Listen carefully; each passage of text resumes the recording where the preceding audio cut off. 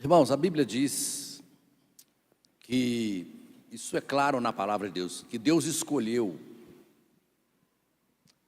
um pedaço de terra no mundo para ele.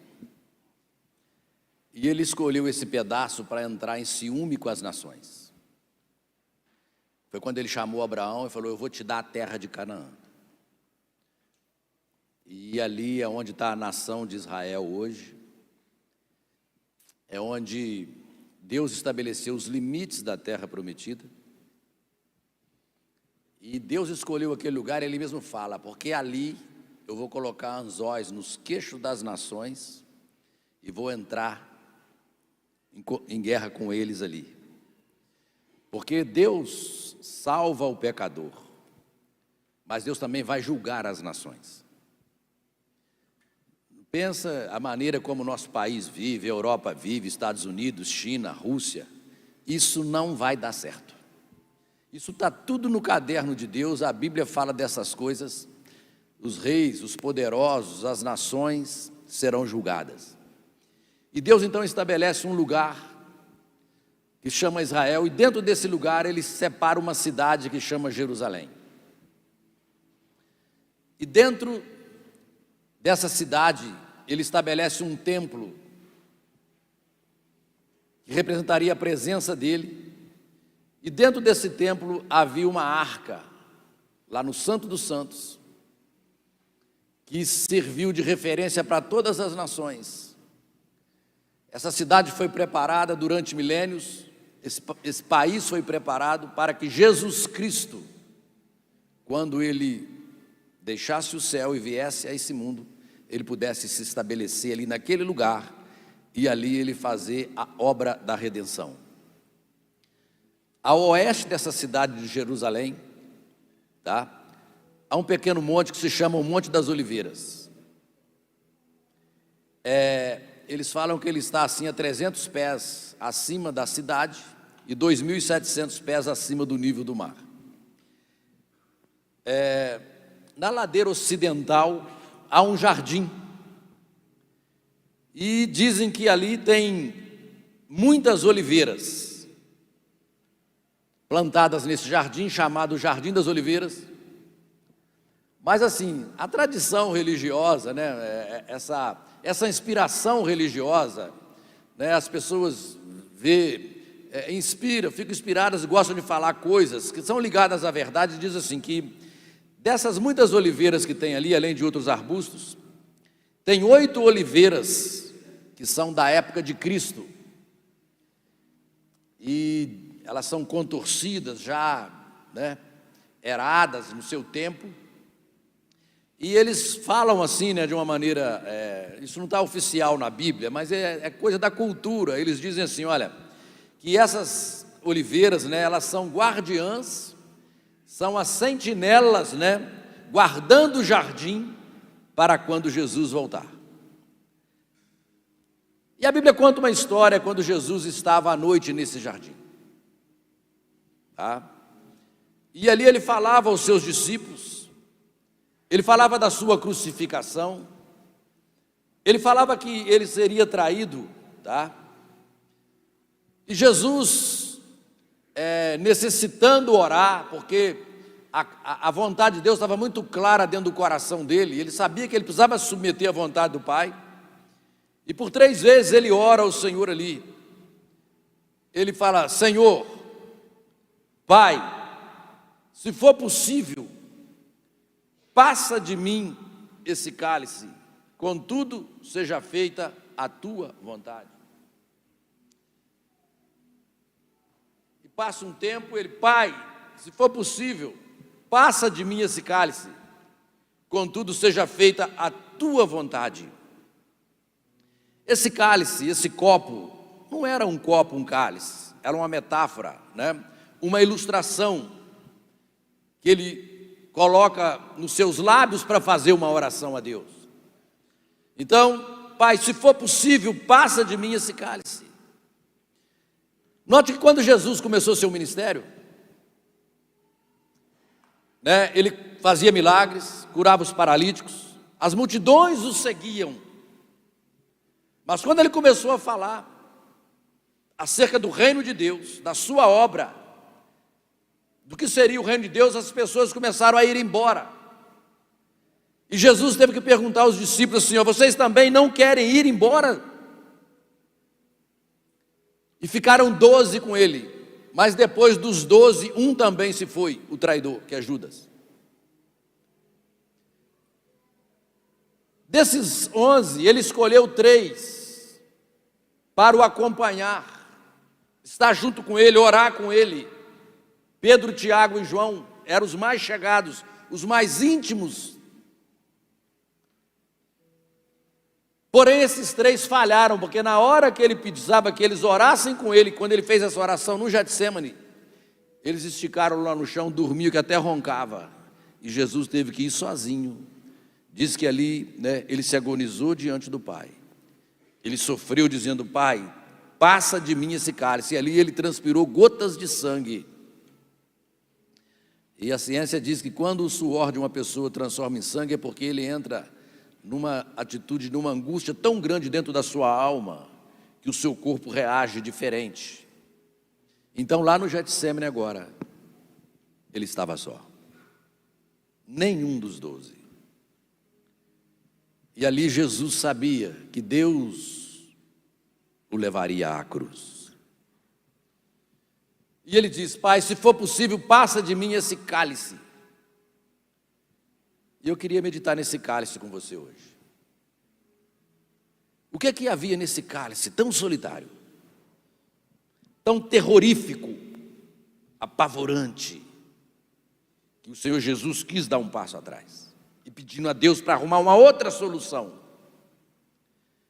O que é que tinha de detestável e asqueroso nesse cálice, que Jesus pediu que o evitasse, se fosse possível evitar? Qual era o seu conteúdo?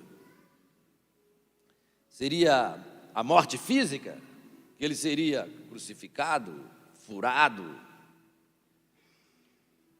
Seria aquela morte dolorosa de crucificação, que abre seus braços, te pregam, furam seus pés?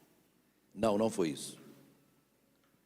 Seria um ataque muito forte de Satanás sobre a vida dele, quando ele tinha que ir para aquela... Não, não foi isso. Ele já tinha vencido o diabo não é nada para ele. Seria a traição de Judas? Não. Seria o fracasso dos discípulos, eles fugiriam, Pedro, o negaria.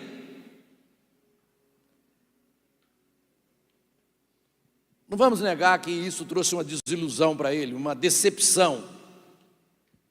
Mas existe uma grande diferença entre desilusão e temor. O que causou que Jesus tivesse pavor desse cálice? Sabe o que era? Era a contaminação do pecado. Pai, se for possível, passa de mim esse cálice. Mas, contudo, não se faça a minha vontade, seja feita a tua vontade. A contaminação com o pecado estava nesse cálice.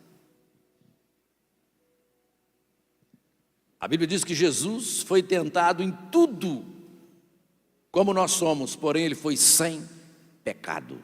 Hebreus 4,15, coloca na tela, por favor. Preste atenção nessa revelação, isso vai trazer luz para o seu espírito.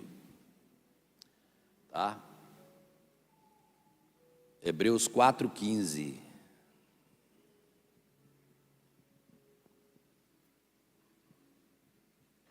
Porque não temos um sacerdote, um sumo sacerdote que não possa compadecer-se das nossas fraquezas. Porém, um que como nós, em tudo foi tentado, mas sem pecado. A Bíblia ensina que para Ele poder fazer nossa redenção, nossos pecados teriam que ser colocados sobre Ele. O seu pecado. O meu pecado.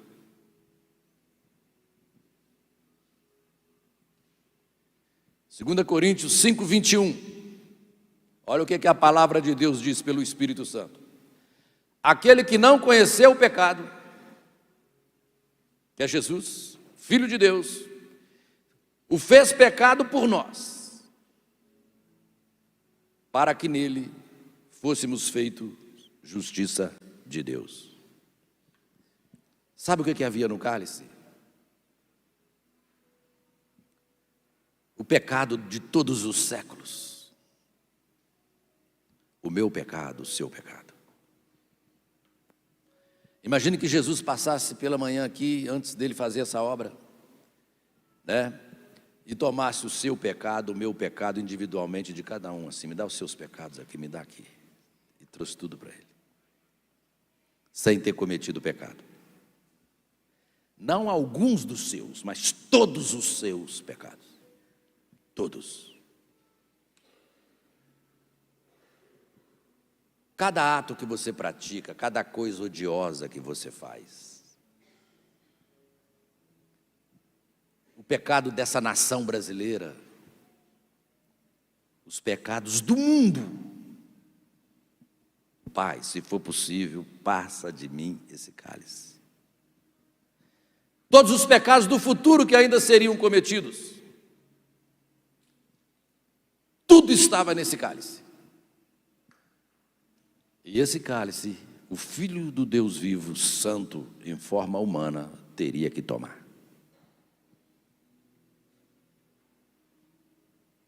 Tem um pessoal calvinista aí que diz que Jesus só morreu pelos pecados dos salvos. Isso não é bíblico, isso está errado. Ele morreu por todos.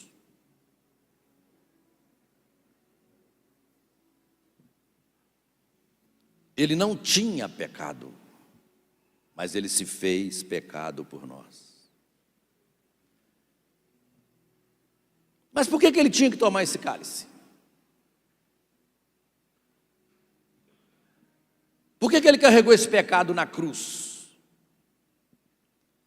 Pode ser que você ainda não entenda isso, ou não entendia o que é pecado. Talvez pecado para você é uma travessurinha, uma coisa que você faz e com uma piadinha, com uma rezinha você resolve. Ou se você incorporar alguma coisa de alguma religião, você está resolvido o probleminha do seu pecadinho. Você talvez pense assim. Talvez você não tenha consciência do que é o pecado, mas Jesus sabia o que era o pecado e sabia o que ele estava fazendo. E por que era tão odioso e hediondo para ele ter que tomar aquilo nele? Jesus é Deus na eternidade passada. Ele veio do céu com essa missão. E ele presenciou lá no céu como que pecado transformou anjos em demônios. Olha o que o pecado fez.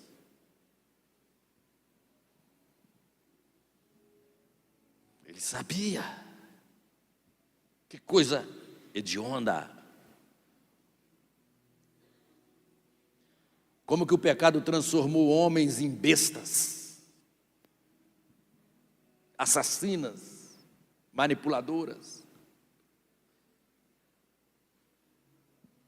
O pecado seu, o seu pecado, sabe o que é? Você colocar o seu punho no nariz de Deus assim e dizer: eu não quero saber de você, eu não preciso de você. Eu dou conta da minha vida. Isso é o pecado. Jesus sabia que ao tomar esse cálice, ele seria contado com os pecadores. Jesus, como cujo nome era santo, antítese do pecado, agora chegou a ser pecado.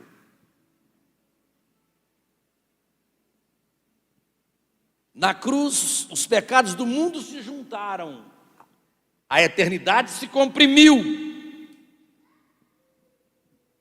porque numa referência, eternidade não tem presente, passado e futuro, mas para o nosso tempo, para nós entender, as eternidades do passado, futuro, presente se comprimiram sobre ele ali na cruz.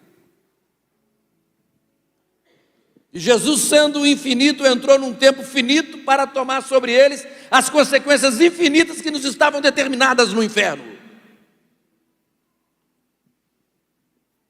Jesus entrou numa eternidade infernal sobre aquela cruz.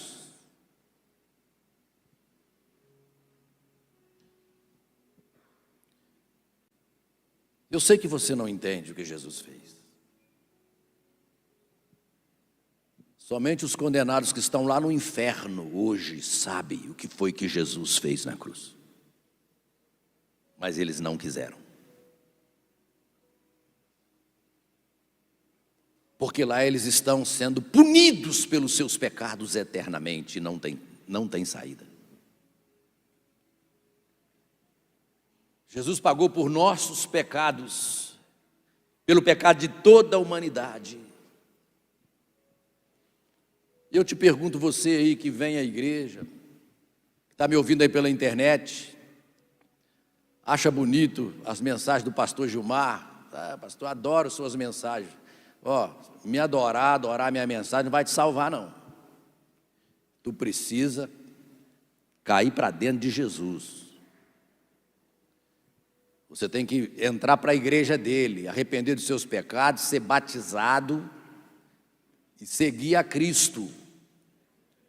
Você não fica seguindo Cristo aí no seu coraçãozinho, isolado, trancadinho dentro de casa. Você não segue. Olha, você segue Cristo tendo conhecimento e revelação da palavra dele. Cuidado com esse sentimentinho do seu coração.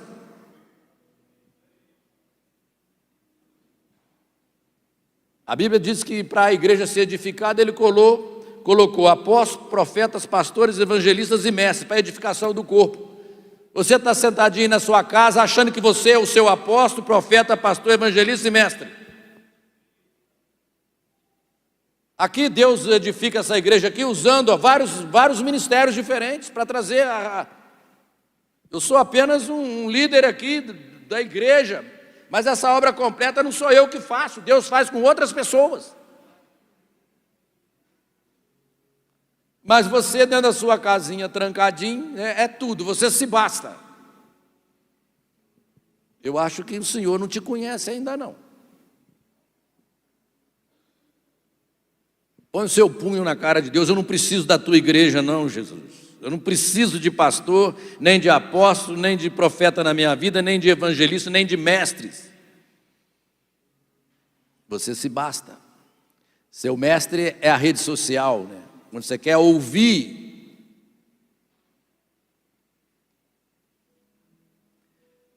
Se isso que Jesus Cristo fez não comoveu o teu coração, você está aí com esse temor reverencial, a sua tradição familiar, porque meu pai, minha mãe me ensinou isso, meus parentes, o que vão falar de mim? Você não tem vergonha de passar para o mundo que você é adulto, cachaceiro, viciado, divorciado, trata mal sua família, e tem vergonha de falar que você aceita Jesus? Tem alguma coisa errada. A sua referência não está em Deus.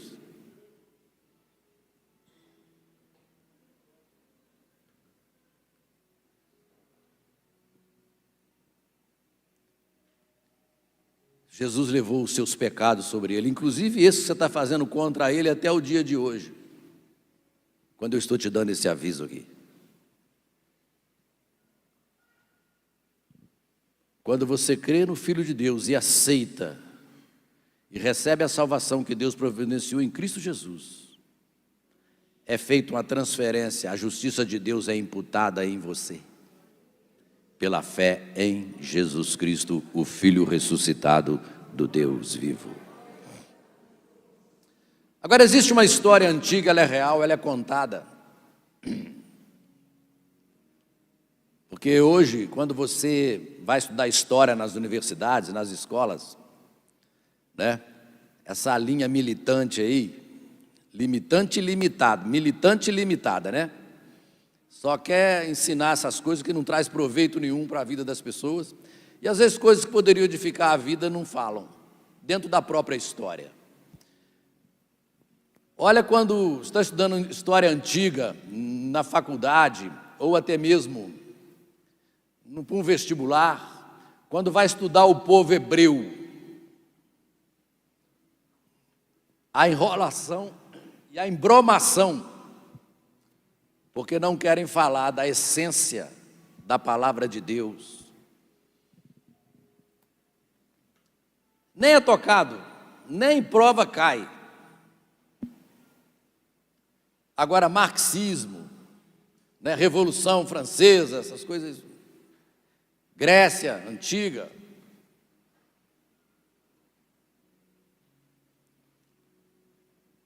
E existe uma história antiga,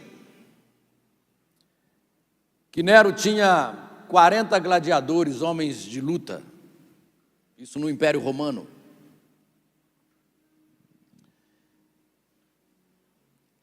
E eles lutavam por Nero. Eles iam para a arena, para o Coliseu, para lutar por ele, para agradar. E também, se tivesse batalhas, eles também lutariam. E eles queriam agradar o imperador Nero. E quando esses 40 gladiadores, lutadores, vinham lutar perante o imperador se vestia finamente lá no seu trono de peles, assentado, né? E ele ficava olhando a luta desses homens, homens fortes, todos com armaduras, espadas. E quando eles se reuniam para lutar, eles se dirigiam ao imperador, ficava na frente de Nero e cantavam: somos 40 lutadores lutando por ti, ó imperador, para ganhar a vitória para ti e para ti a coroa de vencedor. Enchia o ego do Nero. E esses homens eram famosos no império. Eles eram muito conhecidos. Eram equivalentes aos nossos campeões olímpicos hoje aí, em diversas modalidades. Mas o tempo passou e chegou o conhecimento de Nero que alguns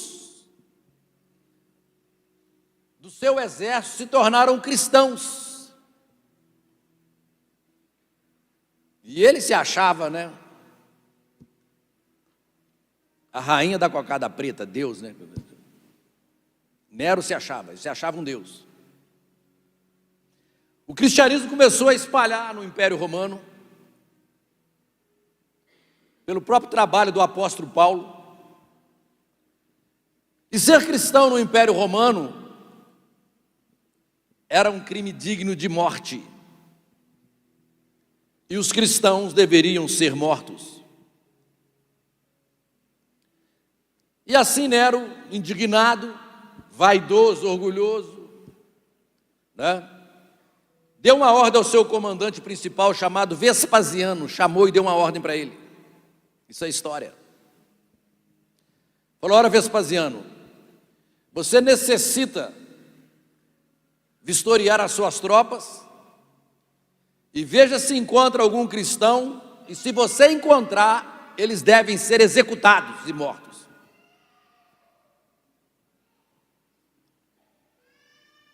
Então Vespasiano prepara, alinha o exército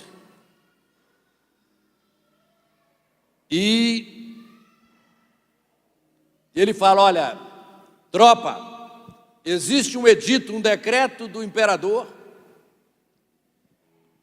que se existe algum cristão aqui,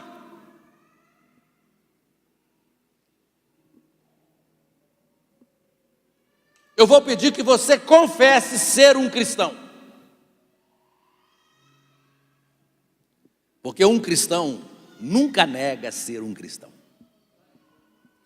Se você tem Jesus e sabe quem é Jesus, você não tem vergonha de falar que é crente lá no seu emprego, para o seu chefe, para o seu namorado, para quem você quiser. Nem para quem tem raiva de você, nem lá na sua faculdade, na sua universidade. Você não tem, se você é cristão.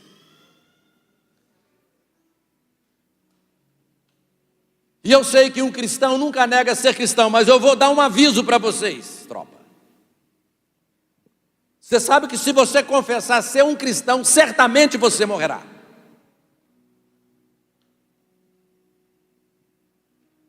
Então Vespasiano prepara a tropa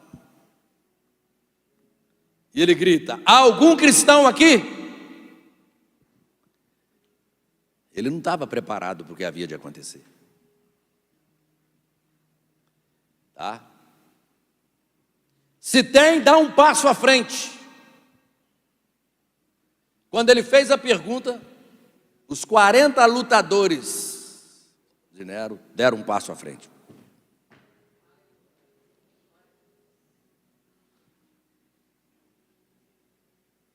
Esses 40 haviam entregado suas vidas a Jesus. Esses 40 sabiam o que Jesus fez por eles no Getsemane.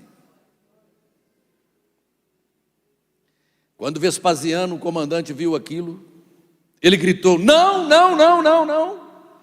Deve haver algum engano, algum equívoco. Não pode os 40.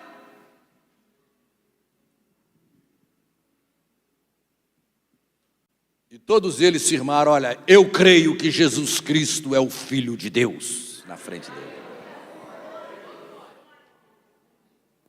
Vespasiano suplicou, porque existia uma relação de amizade entre eles. Falou: por favor, retrocedam, neguem sua fé, por favor. Nenhum deles se moveu. Vespasiano disse assim: olha, gente, eu não posso, vocês são elite, eu não posso matar vocês. Eu não posso executá-los com espada. Eu creio que vocês não pensaram bem. Eu asseguro que vocês vão negar essa fé. E ele saiu, pensou, falou: eu tenho um plano, então. E era um inverno muito frio. E havia um lago congelado com gelo na parte superior. E ele falou: faça uma abertura no gelo. Mandou tirar a roupa dos 40. Tira o capacete, tira o escudo, tira as roupas de baixo, o cinto, as botas. Deixa esses homens nus. Tirou os sapatos deles. Joguem eles dentro do lago agora numa temperatura abaixo de 0. Vou deixá-los na escuridão até que eles se congelem. Vou jogar vocês aí dentro, olha. Mas enquanto vocês estiverem aí, se algum de vocês, no congelamento e na escuridão, quiserem dizer que vão negar a Cristo, basta dar um grito que nós vamos aí, tiramos vocês daí. Porque seria uma morte lenta, por hipotermia.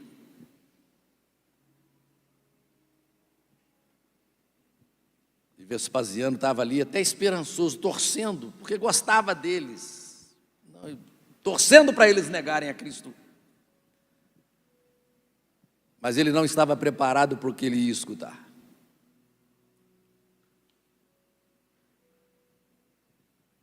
Ele começou a ouvir o canto dos 40, mas agora era um canto diferente. E eles estavam cantando no lago congelado, dizendo: somos 40 lutadores por ti, ó Cristo, para ganhar a vitória para ti e para ti a coroa de vencedor.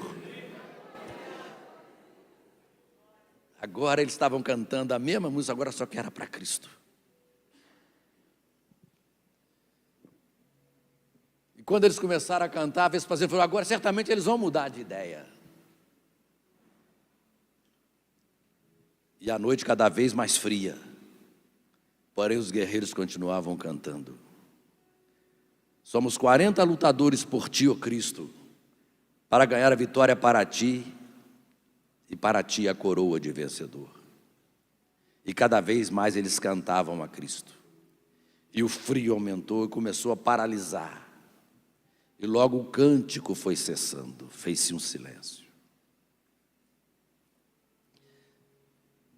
E Vespasiano, no meio da escuridão, olhou e ele viu que vinha um soldado rastejando sobre o gelo, vinha em direção a ele, dizendo assim: olha, eu nego Cristo. Ele falou: esse foi o primeiro, daqui a pouco os outros todos vão vir também. Aí ele escutou o cântico novamente. Somos 39 lutadores por Cristo, por ti, ó Cristo, para te dar a vitória e a coroa por ti. Os 39 cantando. Vespasiano disse nos seus registros que quando ele viu a figura daquele miserável vindo, preste atenção, aquele traidor deslizando sobre o gelo, preste atenção, segundo a história, Vespasiano tirou seu capacete, tirou seu escudo, tirou suas roupas, ficou nu, tirou suas botas, se atirou dentro do lago, e lá ele começava a cantar: somos 40 lutadores por ti, ó Cristo, para ganhar a vitória para ti e a coroa de vencedor. Isso está no depoimento dele, está escrito nos registros. Quando no fundo do teu coração você souber quem é Jesus e o que Ele fez por você, você jamais o negará. Você vai assumir um compromisso com Ele, com o reino dEle, com a causa dEle.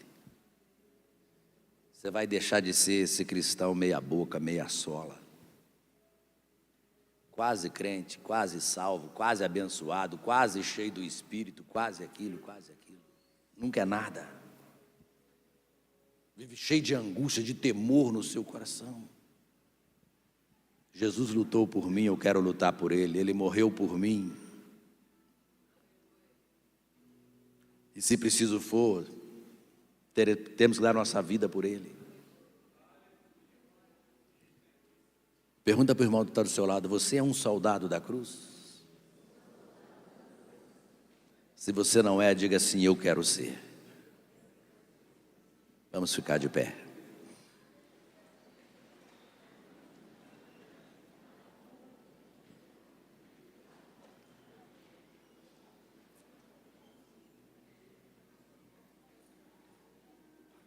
Somos 40 lutadores por ti, ó Cristo, para conquistar a vitória para ti e a coroa da vitória para ti, Senhor.